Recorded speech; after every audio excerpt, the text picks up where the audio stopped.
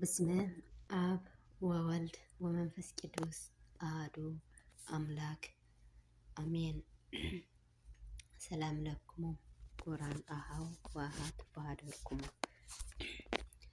ደቀየ ንዑ ስምዑኒ ፍርሃተ እግዚአብሔር ክመረኩም እየ። ንዑ ደቂቅየ ወስምዑኒ ፈሪሃ እግዚአብሔር እምህረኩሙ ደቀይ ንዑ ስምዑኒ ፍርሃተ እግዚአብሔር ክመረኩም እየ። መዝሙረ ቅዱስ ዳዊት ምዕራፍ 34 ቁጥሪ 11 ፈሪሃ እግዚአብሔር ማለት ጥቕልል ብዝበለ መንገዲ ሕግታት እግዚአብሔር ትእዛዛት እግዚአብሔር ምፍጻም ምስራሕ ማለት እዩ። ካብ ግብረ ኃጢአት ናብ ግብረ ጽድቂ ካብ ግብረ እከይ ናብ ግብረ ሰናይ ካብ ሕማቕ ዝበለ ርሒቕና ናብ ንስሐ ናብ ናይ ስጋሁ ወደሙ ክንምለስ ብጾምን ጸሎትን ብስግደትን ኣስራት ብኹራት ወይ ከዓ ዕሽር ብምውፃእ ብትሕትና ብይሆና በንዕና ክንጽመድ ከለና ፈሪሃ እግዚአብሔር ኣቦና ኣባና ኣሎ ማለት እዩ። ሕፅር ብዝበለ መንገዲ ፈሪሃ እግዚአብሔር ማለት ርእስኻ ምግዛእ ምምራሕ ማለት እዩ። ሓደ ሰብ 60 ነፍሳት ዝቐተለ ሽፍታ ናይ ሓደ ቀሺ መጺኡ ኣቦይ ቀሺ ንስሓ ሃውኒ ኣነ 60 ነፍሳት ቀቲለ እየ እሞ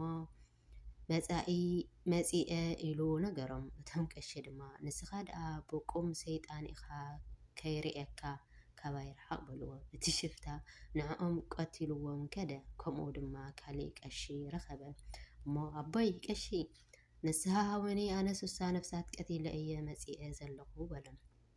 ኣይከውንን በልዎ። ንዕኦም እውን ቀቲሎም ንሓደ ቀሺ ከምኡ እውን ነፍሳት ቀቲለ ነይረ ኢሉ ነቶም ቀሺ ነጊርዎም። ንሶም ድማ ካባይ ረሓቕ ኣታ ሰይጣን ኢሎም ንዕኦም እውን ቀተሎም። መጺአ ኣለኹ በሎም። እቲ ካህን ክመለሱ ከለዉ ኣንታ ኣረሜን ጨካን ካባይ ረሓቕ ንዓይ እውን ከይርኤካ ንዓይነይ እውን ከይርኤካ ንዓይ እውን ክትቀትለኒ ዲኻ ደሊኻ ምስ በልዎ ንዕኦም እውን ቀተሎም። ብዝኾነ እቲ ሽፍታ 4 ካህናት ቀቲሉ ናብታ ዝለመዳ ሽፍትነቱ ህይወት እንዳኸደ ከሎ ሓደ ሽማግለ መነኮስ ወይ ድማ ፈላሲ ማይ ክቐድሑ ናብ ሩባ እናኸዱ ኣብ መንገዲ ረኸቦም እሞ ኣታ ሽፍታ ስብኣይ ነቶም መነኮስ ከምዚ በሎም ኣንቶም ሽማግለ ስብኣይ ደው በሉ በሎም። ንሶም ድማ ብትሕትና ፈሪሃ እግዚአብሔር ከምዚ በልዎ ኣቤት ዝወደይ ከመይ ውዒልካ ኣነ ንጉስ ናይ በረኻ እየ እሞ 60 ሰባት ቀቲለ ኣለኹ ንስሓ እትወኒ ኢለ ንዝኾኑ ካህናት ምስ ሓተትኩ ኣይንፈቅድን ምስ በሉኒ 4 ካህናት ቀቲለ ኣለኹ። ንስኹም ከ ንስሓ ዘይትህቡኒ እንተኾይንኩም ክቐትለኩም ምዃነይ ይነግረኩም ኣለኹ በሎም። እቶም ወላዲ ኣቦ ከዓ ስቕ ኢሎም ተደፊኦም በኸይሉ እሞ ብሓቂ ንእግዚአብሔር በድልካዮ ቀጢዕካዮ ኢኻ ግና እግዚአብሔር መሓሪ ኣምላኽ እዩ ንስሓ ክህበካ ይኽእል እየ በልዎ።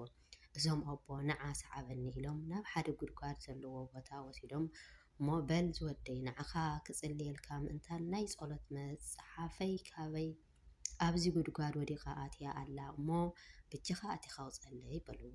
እቲ ሽፍታ እሺ ሕራይ በሎም ናብቲ ጉድጓድ ሰተት ኢላቶ ብገመድ ኣንጠልጢሎም ናብቲ ውሽጢ ጉድጓድ እተውዎ። ምእታው ምስ ኣረጋገጹ እቲ ገመድ ቆረጽዎ።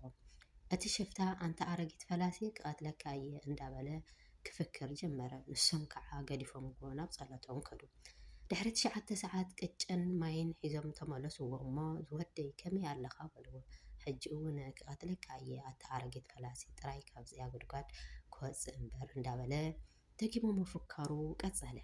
እዞም ኣቦ ግና ሰምዖም ምግቢ ሂቦም ናብ ገዝኦም ከዱ። ድሕሪ 12 ሰዓት ድማ ተመሊሶም መጽዎ እሞ ዝወደይ ከመይ ውዒልካ ኣለኻ በልዎ። ብድኻም ዝበለ ትሑት ድምፂ ኣታ ፈላሲ ጥራ ካብዛ ጉድጋይ ክወፅእ እምበር ክቐትለካ እየ ኣይገድፈካን በሎም። ምግብን ማይን ሂቦም ናብታ ጸሎቶም ከዱ። እቲ ሽፍታ ኣብቲ ጉድጓድ ምስ ኣተወ ሓደ መዓልቲ ምስ ጸንሐ እቶም ኣቦ ከይዶም ዝወደይ ከመይ ውዒልካ ሓደርካ ኣለኻ በልዎ። እቲ ሽፍታ ዝወደይ ከመይ ውዒልካ ሓደርካ ኣለኻ በልዎ። እቲ ሽፍታ ብድኻም ድምፂ ከዓ ክቐትለካ እየ በሎም። ብኣዝዩ ዝተዳኸመ ድምፂ ስለ ዝኾነ ምግቢ ደርብዮምሉ ናብቲ ጉድጓድ እቶም እቶም ኣቦ ናብ ዓዶም ተመለሱ፣ ናብ ጸሎቶም ከዱ። ኣብ ካልኣይ መዓልቲ ድማ ተመሊሶም እቶም ፈላሲ መጺኦም ዝብላዕ ምግብን ዝስተን ማይን ሒዞሙሉ ከዱ። ዝወደይ ከመይ ውዒልካ ሓደርካ በልዎ። እታ ሽፍታ ድማ እግዚኣብሔር ይመስገን በሎም። ትዕቢቱ ብጾም ተሸኒፉ ነፍሱ ንስጉኡ ካብ ኣጋንንቲ መጻወቲ ኮይና ዝነበረት ሰዓሪት መጻወት መሰስ በለት። ሰሪቀ ቀቲለ ዝበሎ ዝነበረ መንፈስ ሰይጣን ከም ጫስ በኒኑ ካብ ልዕሊኡ ወፂኡ ጠፍአ። እቶም ኣቦ እዞም ፈላሲ ከዓ ናብቲ ጉድጓድ ገመድ ደርብዮም ነቲ ሽፍታ ጎቲቶም ኣውፅዎ እሞ ንስሓ ሃብዎ ማለት እዩ። እቲ ሽፍታ ተመሊሱ ናይ እግዚኣብሔር ኣምላኽ ባርያ ኣገልጋሊ ኮይነ ምስቶም መርዶክዮስ ከዓ እቶም ፈላሲ ምስኦም ኮይኑ ንዓለም ንዓቃሞ መነነ ማለት እዩ። ብምሕረቱን ብሓቅነቱን ስርየቱን በደል ይረክብ እዩ። ሰብ እውን ንእግዚኣብሔር ብምፍራሕ ካብ ክፍኣት ይርሕቕ።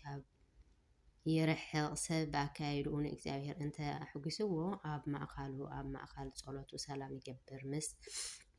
ምሳሌ ምዕራፍ 16 ፍቅዲ 6-8 ደቀይ ንዑ ስምዑኒ ፍርሃት እግዚኣብሔር ክመረኩም እየ። ብሓቂ ንስሓ ማለት ዲያውሎስ ነቲ ኣባና ዝጸንሐ ናይ ኃጢአት ናይ በደል ህንፃ መፍራስ ምስ እግዚኣብሔር ዘቀራርብ ምስ ዲያውሎስ ዘፋላሊ ካብ ርኩሳት ናብ ቅድስና ዘብጽሕ መሳልል እዩ። ንስሓ ምእታው ማለት ነቲ ሰይጣን ኣብ ልዕሊኻ ዝሃነጾ ዝሰርሖ ናይ በደል ናይ ኃጢአት ህንፃ ምፍራስ ማለት እዩ።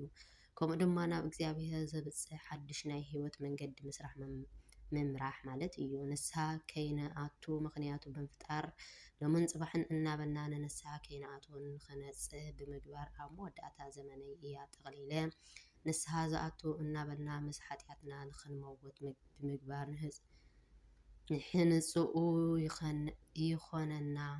ንሕንጽኡ ይኾነና ይሕልወና ማለት እዩ። ዲያውሎስ ስለዚ ንንስሓ ከይነኣቱ ምስ ኃጢአትና ምንባር ማለት ናይ ሰይጣን ህንፃ ኣባና ተሃኒጹ ይነብር ኣሎ ማለት እዩ። ካብ እግዚኣብሔር ዝተፈለኹ ምስ ሰይጣን ምንባር ፍቓድ ዝኾንኩ ሰብ እየ ከም ማለት እዩ። ብሓቂ ሰይጣን ኣብ ልዕሊና ገዛ ወይ ድማ ቤት ኣይሃንጽን ከይበሃል ኣብ ኩላትና ቤት ሃኒጹ ከምኡ ስለ ዝኾነ እዩ ንነዊሕ ዘመናት ዝጸንሕ ዓብዪ ናይ ኃጢአት ህንፃ ገዛ እዩ ኣብ ልዕሊና ሃኒጹ ዘሎ። ስለዚ ኩላትና መዓዝ ከም እንጽዋዕ እቲ ጻውዒት ብናትና ኣቅድ ብዘይምዃኑ መዓዝ ከም እንኸይድ ስለ ዘይንፈልጥ ተዘጋጅና ንንስሓ ኣቴና ንመርዓዊና ክርስቶስ ንምቕባል ድልዋት ብቕዓት ንኹን ማለት እዩ። ናይ ንስሓ ግዜ ይሃበና ጥራሕ እናበልካ ምንባር ኣገባብ ኣይኮነን። ነቲ ዝሃበና ግዜ ክንጥቀሞ ይግባእ። ኣሓተይን ኣሕዋተይን ግዜ ስለ ዝሃበና ኣይኮነን ዲና ንናገር ንዛረብ ዘለና ብተግባር ንስሓ ምእታው እዩ ዘድሊ። እቲ ሓቂ ናይ ህይወት ፀሓይ እትዓርበሉ ሰዓት ስለ ዘይንፈልጦ ፀሓይ ህይወትና ከይዓረበት ብንስሓ ምስ እግዚኣብሔር ንተዓረቕ ንእቶ። ንስሓ ፍርሃ እግዚኣብሔር ከመይ ገይሮም እዮም ዝረኸቡ እንተኢልና ፈሪሃ እግዚኣብሔር ተዘይሃልዩ ንስሓ ዝበሃል የለን እዩ። ኣብዚ ሃለና ንሃሉ ንወዲ ሰብ ክፉእ ምስራሕ ብጣዕሚ ሕማቕ ነገር እዩ። መንፈስ እግዚኣብሔር መንፈስ ጥበብ ምስትውዓልን መንፈስ ምኽርን ሓይልን መንፈስ ፍልጠት ብምኻርን ፍርሃተ እግዚኣብሔርን ኣብ ልዕሊኡ ክዓርፍ እዩ። ንእግዚኣብሔር ብምፍራሕ ክሕጎስ እዩ። ዓይኑ ከም ዝሪኦ ኣይፈርድን፣ እዝኑ ከም ዝሰምዖ ኣይበንንን እዩ። ኢሳይያስ ምዕራፍ 11:2-4 ስለዚ እዚ ጽሑፍ ክጽሕፍ ዝገበረትኒ ሓንቲ ሓፍትና በዓልቲ ተስፋ እያ። ፈሪሃ እግዚኣብሔር ማለት እንታይ ማለት እዩ ዝብል ሕቶ ስለ ዝሓተተት ብእኡ መሰረት ከንብበን ጌራትኒ እዩ። ኣላ እግዚኣብሔር ይክበር ይቀደስን ኣሜን። ስብሐት ለእግዚአብሔር ወለወላዲቱ ድንግል ወለመስቀሉ